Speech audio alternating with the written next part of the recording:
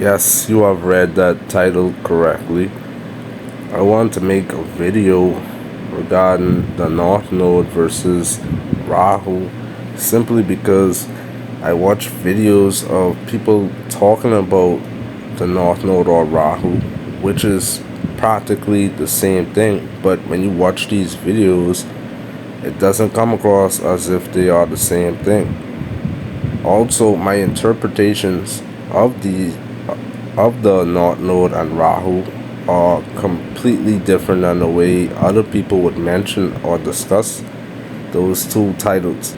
First, the North Node and Rahu both represent the same thing in a birth chart, but whenever I come across videos, especially on TikTok, where I would see the name North Node comes about, I can't believe it.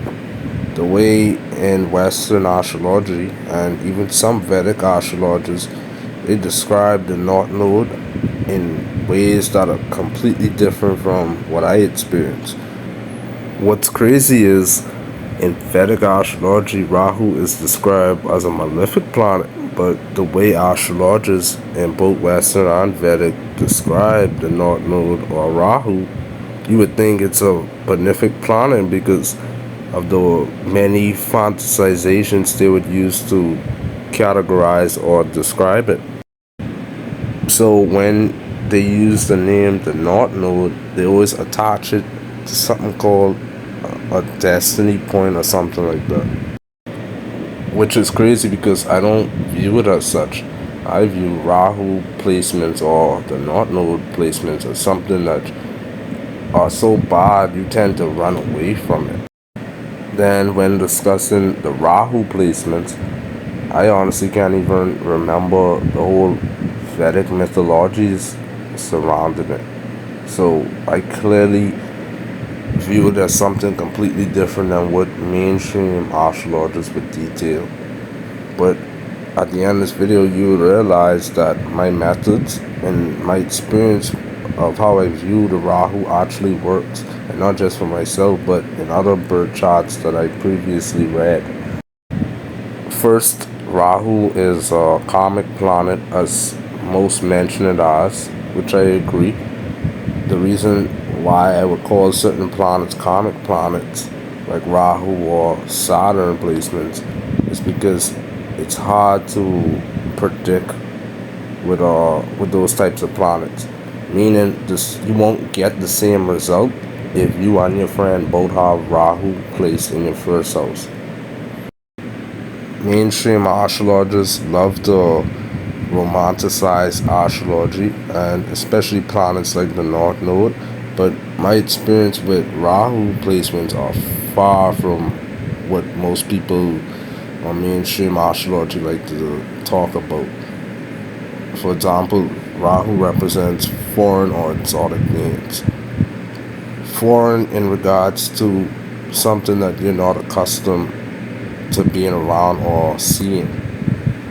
For example, people with different ethnicities could represent Rahu.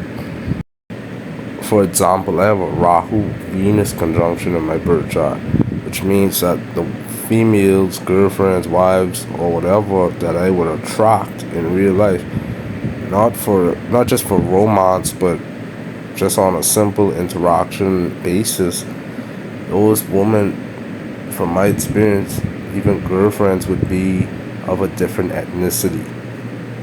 Not just different ethnicity, but different nationality. And some people get foreign confused with different nationality, but you could have the same nationality as someone and both be of a different ethnicity.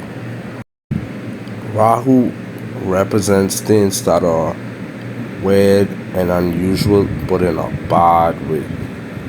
I mean, I remember this guy who I would learn a lot from. His name is Asher Sensena, and he would describe Rahu as a planet that is a co-ruler of the Aquarius sign. And as we know, Aquarius represents things that are unorthodox, things that are quirky, weird, not traditional to what you typically see in society. As of recently, now it's starting to make sense. Because in the past, whenever I would study Rahu placements, Rahu truly represents things that are weird and unusual, but in a bad way. So nowadays, I look at Rahu as the rebellious side of Aquarius. Whether it's associated with Aquarius or not, wherever you see Rahu's place in a chart, even in the transits, there's some rebellious attached to it, or attached to the people that are represented by those houses. In Vedic astrology, Rahu is represented by a snake, which I agree with, because when I would study Rahu placements, Rahu would show me who snakes me or cheats on me, lies on my name, or lies to me. So you know how in real life we like to call backstabbers snakes and stuff like that? Well, Rahu most definitely shows us who snakes us in this lifetime, and shows us who also cheats us. Which is why if it's placed in relationship houses, or even the marriage house, like the 7th house, and you would notice that cheating occurs in those relationships or marriages. This is something that I discovered on my own. Hence why you don't see many discussing it, but after this video, I guarantee many will start doing so. Another reason why Rahu represents things that are bad or may seem unusual is because Rahu placement shows things that are far from traditional and more so rebellious. So things that are rebellious tend to be bad. I'll give an example of the weird and unusual stuff, but in a bad way. Because that's how I view it. I view Rahu placements as things that are weird and unusual, but in a bad way. Willow Smith, her sidereal chart, I think it is. Willow Smith, Will Smith's daughter. You would see Willow has Rahu placed in her 2nd house. The 2nd house represents family members, family lineage, and it shows how members of your family interact with each other.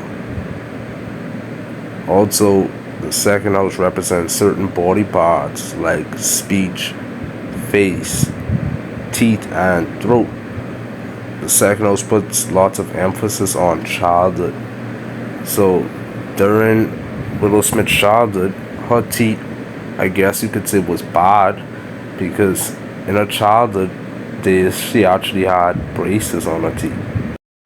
I mean, we don't have to discuss how weird and unusual a whole family situation is. I mean, because her mother already did that for us on the table talk show.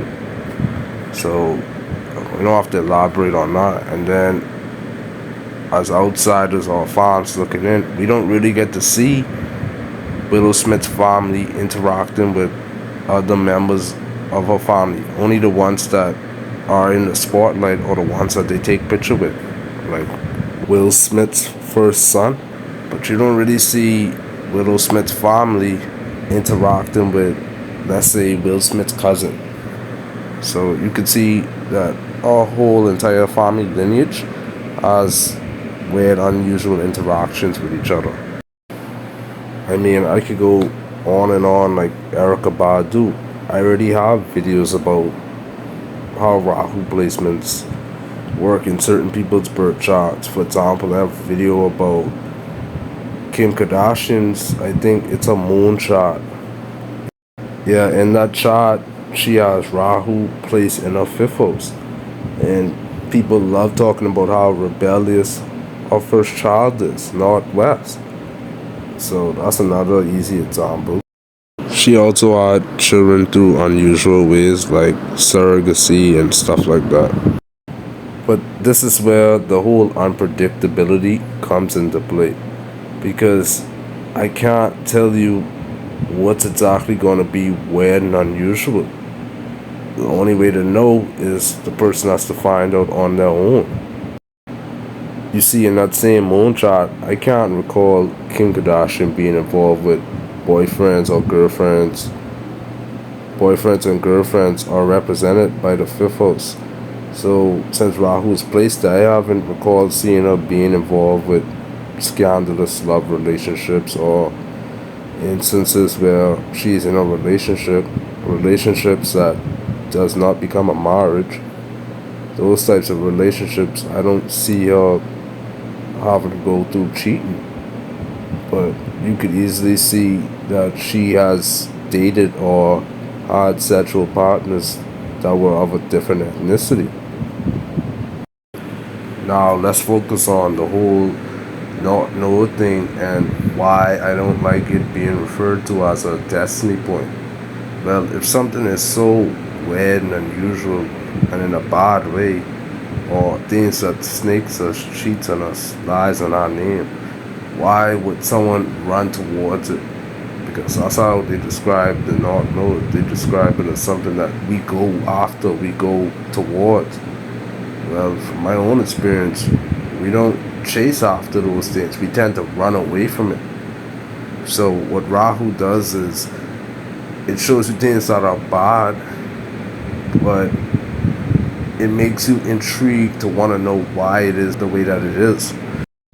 Another thing too is that what someone's destiny is can be a bit of a perspective type of thing.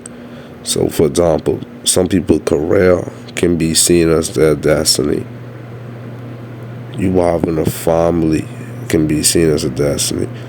Everything related to astrology is all about destiny. So to just categorize one placement as a destiny point to me is foolish. So anyway, these are my own experiences. I know I'm gonna get lambasted. I know people that follow Western astrology especially, they're gonna excoriate me, give me dislikes and downvote me and stuff like that. But it is what it is. The last thing I forgot to discuss is how Rahu represents illusions. The type of illusions I would notice Rahu would present to me will come in like flashes. So Rahu could give you things in like quick flashes. I think of like a camera flash because it comes and goes frequently. It's not exactly steady. For example, let's say you have Rahu Venus conjunction. You could be in a relationship with someone and then boom, the relationship just goes out of nowhere, just ends suddenly. Let's say Rahu transits your second house. Well, the money you had saved up may suddenly just disappear. Someone might do something to your bank account or something. Ultimately, what Rahu does is it gives things through unusual ways, and it can also take things through unusual ways. Anyways, follow me on the other apps. There will be more videos to come.